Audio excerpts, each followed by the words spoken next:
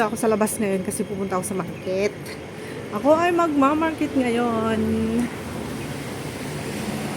Kunti lang yung bibilhin ko kasi kunti lang yung binigay nilang pera sa akin. Nagbigay lang si Lola ng $200 guys. So, iba-budget ko lang yun kung ano yung mabibili nun. Yun lang.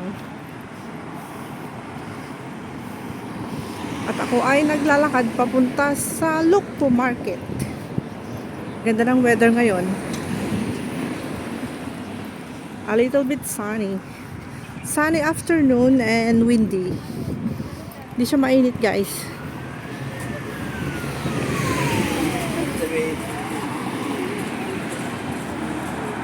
Ganda ng view oh. Pakaliwanag no? Grabe. Kitang kita ang maliwanag na view.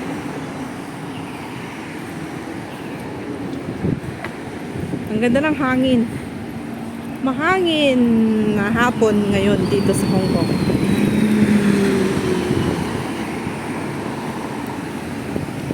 At napakaliwanag ang kalangitan. Kasi nga maaraw. Pumunta ako sa market ngayon, guys. Gusto kong bumili ng fish. Depende kung anong fish ang available doon.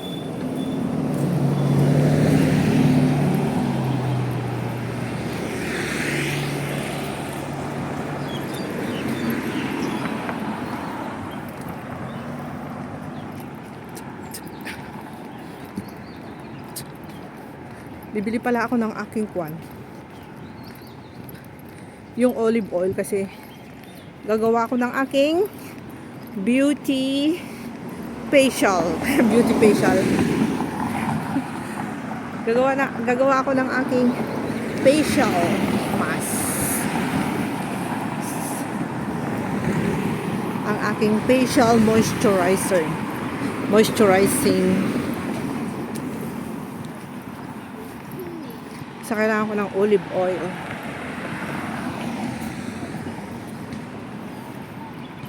Hindi na ako nag-jacket pero okay lang. Mahangin siya na malamig. Na sunny. Today is sunny day in Hong Kong. Tignan nyo yan guys. Oh. Napaka-sunny diba?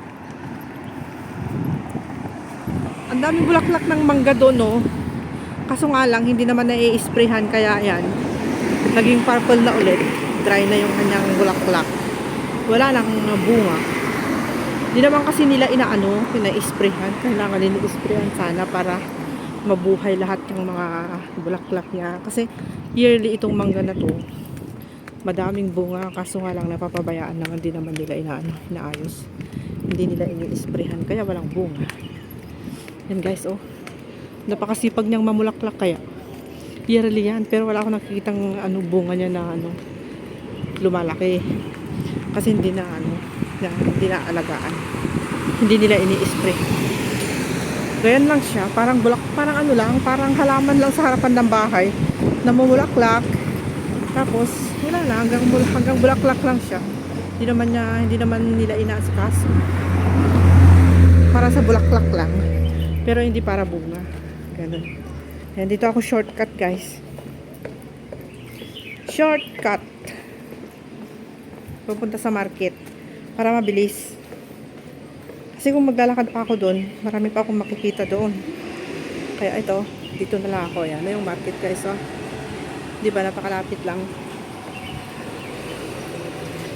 Titignan ko kung anong aking mabibili sa market na magkakasya sa aking $200 na binigay ni kuripot na lola.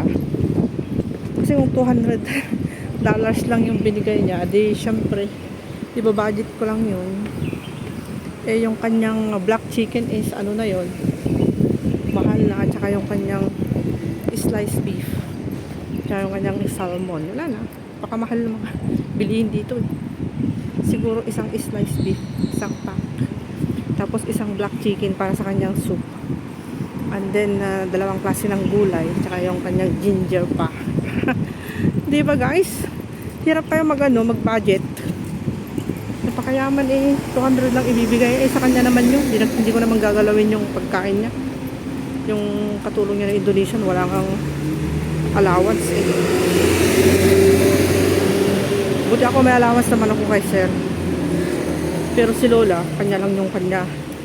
Hindi nga niya binibigyan yung katulong ng Indo. Kawawa naman si Indo. Sinushoulder na lahat ng pagkain niya pag wala si Lola dito sa Hong Kong. Ganon. So, nandito na ako guys sa market. Papunta na ako sa market. At ako ay bibili ng fish ko. Yung fish ko yung bibili ko. Bahala na si Lola doon. Diba guys?